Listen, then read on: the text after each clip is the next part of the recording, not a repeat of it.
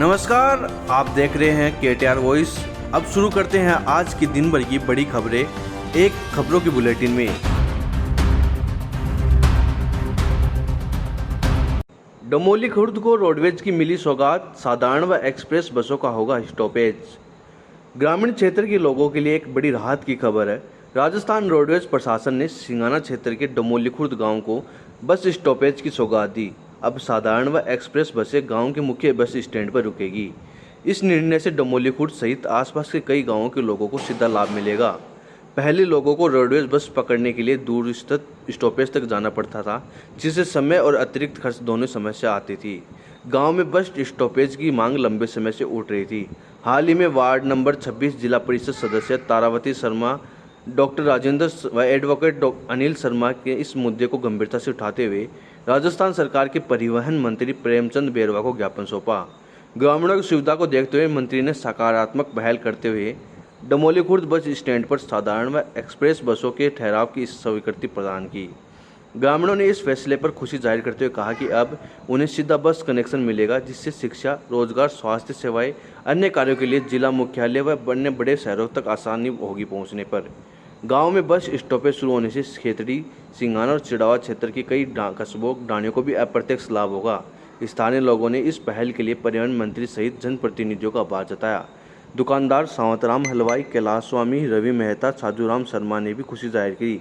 उन्होंने बताया कि डमोली खुर्द बस स्टैंड नहीं होने से बस रुकने के चक्कर में, सवारियों को उतारने के चक्कर में कई बार हादसे हो चुके।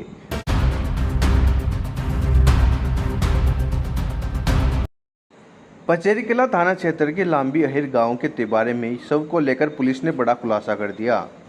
पुलिस ने वारदात में शामिल 4 आरोपियों को गिरफ्तार किया है, जिन्होंने मटकों से वार कर युवक की हत्या कर वारदात को अंजाम दिया था। डीएसपी नौपाराम भाकर ने बताया कि 9 सितंबर को सुबह सरकारी स्कूल लांबी अहिर के पास एक युवक का शव पाया गया, जिस पर पुलिस टीम द्वारा मौका निरीक्षण कर मृतक की पहचान लांबी अहिर निवासी महेंद्र उर्फ मेंदर पुत्र यादराम के रूप में हुई। इस संबंध में पिता यादराम ने रिपोर्ट देकर महेंद्र रात को घर से 15 मिनट कहकर बाहर निकला था। फिर सुबह 7 बजे महेंद्र को तलाशना शुरू किया, तब स्कूल के पास तिबारे में मृत मिला, जिसके शरीर पर चोट के निशान व खून में लथपथ हालत में पड़ा मिला। पुलिस ने मामले को गंभीरता से लेते हुए घटनास्थल पर एसएफएल, एमआईयू टीम व डॉग स्क्वाड से मौका मुआयना करवाया गया। जानकारी जुटाई तो सामने आया कि रात्रि के दिन मंजीत, पंकज, साहिल व अशोक को मृतक महेंद्र के साथ ठेके के आसपास व गांव में देखा गया। जब उसकी जानकारी जुटाई तो घर और गांव से उक्त जने फरार मिले, जिस पर साइबर सेल की मदद से जयपुर, पावटा, कोटपुतली, बहरोड से पीछा करते हुए बहरोड गांव व मेहताबास से मंजीत व पंकज को दस्तयाब किया। वहीं साहिल व अशोक को लांबी शहर की रोई के पास दस्तयाब कर गहनता से पूछताछ की तो चारों ने अपना जुर्म स्वीकार करते हुए बताया कि मंजीत व पंकज की मृतक से पुरानी रंजिश थी, जिसको लेकर मृतक महेंद्र को सरकारी स्कूल के पास सार्वजनिक प्याऊ के तिबारे के पास ले गए और मृतक को शराब पिलाई। शराब पिलाते वक्त कहासुनी होने से मृतक को घसीटकर तिबारे की फर्श पर पटक दिया और चारों ने मृतक महेंद्र के साथ लात, मुक्कों व तिबारे में पड़े खाली मटकों से वार कर दिया, जिससे उसकी मौत हो गई। शव को छोड़कर वही आरोपी फरार हो गए। डीएसपी ने बताया कि गिरफ्तार आरोपियों से गहनता से पूछताछ की जा रही है। दोनों को सुबह सूचना मिली थी जरिए टेलीफोन की, एक व्यक्ति की लाश यहाँ पे तिबारे में पड़ी सरकारी स्कूल के सामने। तो थानाधिकारी कचेरी और मेरे द्वारा तुरंत मौके पे पहुंच करके मौका मुआयना किया गया। श्रीमान एसपी साहब और एडिशनल एसपी साहब के निर्देशन में कचेरी थाना की संपूर्ण टीम और मेरे द्वारा मिलकर के परिस्थितियों को देखते हुए एफएसएल और डॉग स्क्वाड और एमआईयू टीम को बुलाया, तथ्य जुटाए गए, आसपास से सूचनाएं जुटाई गई। तो कुछ लोगों पे संदेह हमें हुआ। संदेह के आधार पे हमने 7-8 लोगों को डिटेन किया। उनमें से 4 लोग अल्टीमेटली इस घटना में शामिल पाए गए। मंजीत पुत्र रामविलास, पंकज पुत्र ब्रजलाल, साहिल पुत्र महेश और अशोक पुत्र दिलीप, इन चारों लोगों के द्वारा मिलकर के मृतक के साथ मारपीट की गई मृतक को फर्श पे पटका और उसके सर को फर्श पे बार बार पटक के और लात घुसों से मार करके और उसको छोड़ दे वहीं पे मरा हुआ मान करके। सर, किस मंशा से इसकी हत्या की हुई?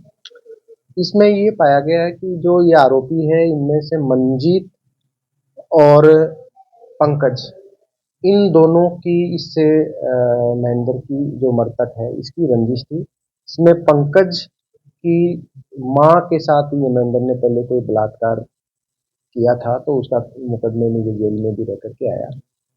इसी तरह से मंजीत के साथ भी इसकी रंजिश थी। मंजीत का वो घर पे और मृतक के भी कुछ बातों को लेकर के इस तरह का विवाद और रंजिश इनके बीच में चल रही।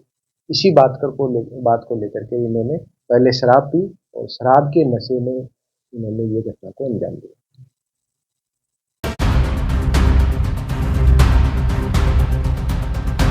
खेतड़ी के राजकीय विद्यालय में नशा जागरूकता अभियान के तहत संगोष्ठी आयोजित।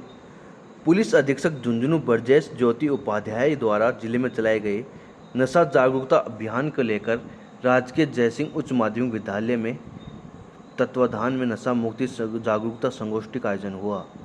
संगोष्ठी की अध्यक्षता प्रधानाचार्य जेल सिंह ने की।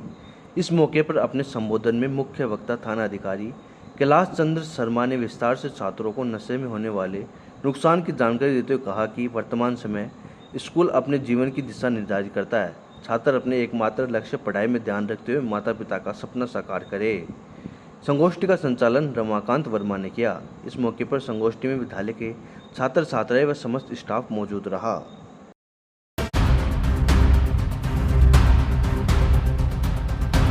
गुढ़ागोड़जी में युवती मर्डर मामले में परिजनों व प्रशासन में बनी सहमति, मेडिकल बोर्ड से हुआ पोस्टमार्टम।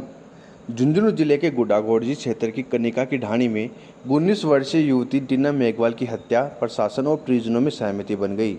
पोस्टमार्टम के बाद शव परिजनों को सौंप दिया गया। परिजन और ग्रामीण 3 दिनों से अस्पताल में धरने पर बैठे हुए थे। परिजनों ने शव का अंतिम संस्कार करने से इनकार कर दिया था और पुलिस प्रशासन के साथ लगातार बातचीत चल रही थी। आखिरकार चौथे दिन संघर्ष समिति और पुलिस प्रशासन के बीच सहमति बन सकी, जिसके बाद मृतका का पोस्टमार्टम मेडिकल बोर्ड से करवाया गया। टीना मेघवाल की संदिग्ध हाल में हुई हत्या के बाद परिजनों ने स्पष्ट मांग रखी कि शव का पोस्टमार्टम सामान्य तरीके से नहीं बल्कि मेडिकल बोर्ड से कराया जाए। साथ ही आरोपियों की तुरंत गिरफ्तारी हो और मामले की निष्पक्ष जांच की जाए। परिजनों और ग्रामीणों के आक्रोश को देखते हुए पुलिस प्रशासन ने वार्ता की कई कोशिश की, लेकिन पहले 3 दिन तक सहमति नहीं बन पाई। जिला व पुलिस प्रशासन ने संघर्ष समिति से एक बार फिर वार्ता की। इस दौरान बेड़गी अस्पताल से आए मेडिकल बोर्ड की टीम को गुढ़ागोड़जी बुलाया गया। मेडिकल बोर्ड ने सामुदायिक स्वास्थ्य केंद्र में पोस्टमार्टम किया, जिसके बाद परिजनों ने शव का अंतिम संस्कार करने पर सहमति प्रदान की। आज लगातार चौथा दिन जारी है, लेकिन अभी तक पुलिस के कान पर जू भी कौन रेंग रही है।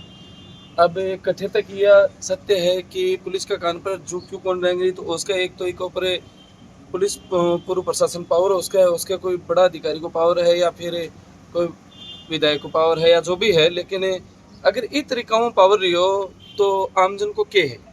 आमजन को तो कुछ ही को नहीं, क्योंकि आम नागरिक तो मर जाएगा। फिर तो इस तरीका में मार गिरेगा और भी करेंगे तो एक अलावा तो कोई वो ही को नहीं। तो मतलब ये तो सरासर नाकामी है पुलिस प्रशासन की, और ये पूरी गलत बात है पुलिस प्रशासन की। और मैं तो ये चाहूँगा कि आगे चलकर यहाँ ऐसा नेता है जो अपने जनता के साथ खड़ा हो और नेता बीच में रहे, इस तरीके से रहे और यहाँ किसी प्रकार के भेदभाव न हो। अब यहाँ तो उसका मर गया तो वो आ जाएगा और उसका मर गया तो वो आ जाएगा, दोनों में ये लगा हुआ है। एक जो कांग्रेस विधायक है उसको ये मतलब नहीं है कि यहाँ कोई रहता भी है या और है, उनको तो वोटों की जरूरत थी, वोट लिए और चल पड़े। इसके अलावा कोई आज चौथा दिन है, चौथे दिन के अंदर आज तक भगवान राम सैनी यहाँ धरने पे नहीं दिखाई दिए। कुछ लोग बाहर से बोल रहे हैं कि वो वैसे बैठे हैं, वो वैसे बैठे हैं। अरे तो तू अंदर आके देख, तुझे पता चलेगा कैसे बैठे हैं। जिस घर में लगती है, जिस परिवार में लगती है ना, उसको पता चलता है ये लोग कैसे बैठे हैं। लेकिन नहीं, इनके तो सिर्फ बातें बनाना जानते हैं। अरे भाई यहाँ आओ, आज इस बहन के साथ हुआ, कल हमारे के साथ भी होगा। जैसे पुलिस प्रशासन है जो भी कर रहा है ये गलत कर रहा है। पुलिस प्रशासन की भी बहन बेटी है, वो पुलिस प्रशासन में जो बैठे हैं वो भी हमारे बहन भाई हैं। आगे की रणनीति ये है कि अभी थोड़ा टाइम दिया गया था, हमारी रणनीति लोगों ने, भाइयों ने जो टाइम दिया था, अभी हो जाता है या फिर गुड्डा थाने का घेराव करेंगे।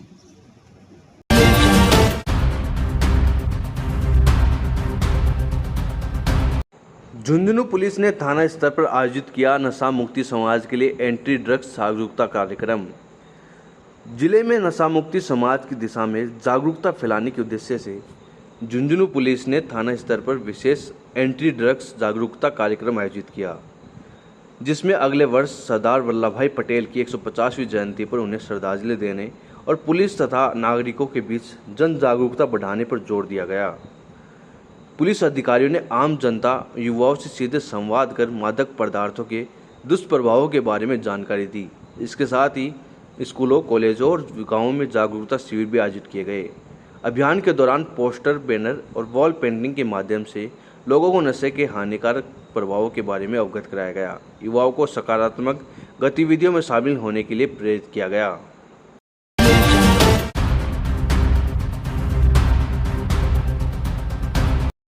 झुंझुनू के चनाना में बकरा चोरी मामले में 2 आरोपियों को पुलिस ने किया गिरफ्तार। पुलिस अधीक्षक ब्रजेश ज्योति उपाध्याय के निर्देशन, अतिरिक्त पुलिस अधीक्षक देवेंद्र सिंह राजावत के मार्गदर्शन में चनाना से बकरा चोरी करने के आरोपी आशीष उर्फ लाला और सुनील कुमार को गिरफ्तार किया है। जब परिवादी के घर के सामने उसका बकरा चल रहा था, उसी समय 2 लड़के एक मोटरसाइकिल पर आए और बकरे को मोटरसाइकिल पर बिठाकर बड़ागांव की तरफ ले गए। पुलिस ने तुरंत कार्रवाई करते हुए सीसीटीवी फुटेज और तकनीकी जानकारी के आधार पर आरोपियों की पहचान की और उन्हें गिरफ्तार किया। दोनों आरोपियों का आपराधिक रिकॉर्ड पहले भी दर्ज है, जिसमें चोरी, बलात्कार, मारपीट और अन्य गंभीर धाराएं शामिल है।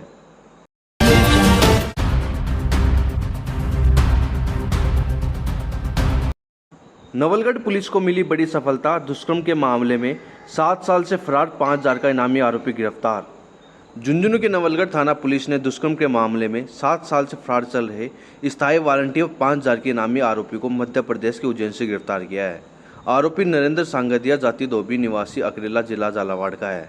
आरोपी वन विभाग में फॉरेस्ट गार्ड का था, जिसे सेवा से बर्खास्त कर दिया गया था। पुलिस के अनुसार आरोपी को दुष्कर्म के मामले में हाईकोर्ट जयपुर से जमानत मिली थी। उसके बाद उसने सोशल मीडिया पर जमानत केस से संबंधित फोटो वायरल कर दी, जिससे आहत होकर पीड़िता के पति और सास ने आत्महत्या कर ली। इसके बाद से आरोपी फरार हो गया और पुलिस से बचने के लिए लगातार अपनी पहचान छुपाता रहा। उसने उज्जैन, झालापाटन, इंदौर, गुजरात और मध्य प्रदेश के कई इलाकों में शरण ली। पुलिस अधीक्षक ब्रजेश ज्योतिष उपाध्याय के निर्देशन में वरिष्ठाधिकारी नवलगढ़ राजवीर सिंह के सुपरविजन में थाना अधिकारी सुगन सिंह के नेतृत्व में गठित टीम ने आरोपी को दबोचने में सफलता हासिल की। पुलिस टीम ने मुखबिर की सूचना और तकनीकी निगरानी के आधार पर आरोपी को उज्जैन से गिरफ्तार किया है।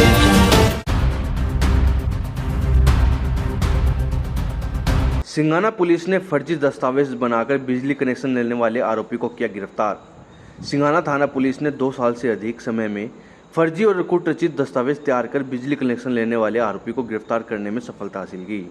प्रकरण में परिवादी कैलाश सैनी निवासी सिंघाना ने इस्तगासा प्रस्तुत कर बताया कि उसके दादा पालाराम ने अपने नाम से बिजली कनेक्शन लिया था, जिसका निधन 1981 में हो चुका था। कनेक्शन भी विच्छेद कर दिया गया था और बकाया राशि परिवार ने जमा करा दी थी। बाद में बेगराज, गुरुदयाल और महेंद्र सैनी ने मृत व्यक्ति के नाम से फर्जी हस्ताक्षर और जाली दस्तावेज तैयार कर 2019 में बिजली कनेक्शन अपने नाम करवा लिया। यहाँ तक कि सहमति पत्र में जिन मुगाराम के हस्ताक्षर दिखाए गए, उनका निधन 2004 में ही हो चुका था। अनुसंधान में सामने आया कि आरोपियों ने योजनाबद्ध तरीके से मृत व्यक्ति के नाम से कूटरचित दस्तावेज तैयार कर धोखाधड़ी की। मामले की गंभीरता को देखते हुए पुलिस ने विभिन्न रिकॉर्डों मंगाकर आरोपी फरारी काट रहा था, लेकिन 10 सितंबर 2025 को जयपुर लोकेशन मिलने पर पुलिस ने दबिश दी और आरोपी महेंद्र सैनी को गिरफ्तार कर न्यायालय में पेश किया।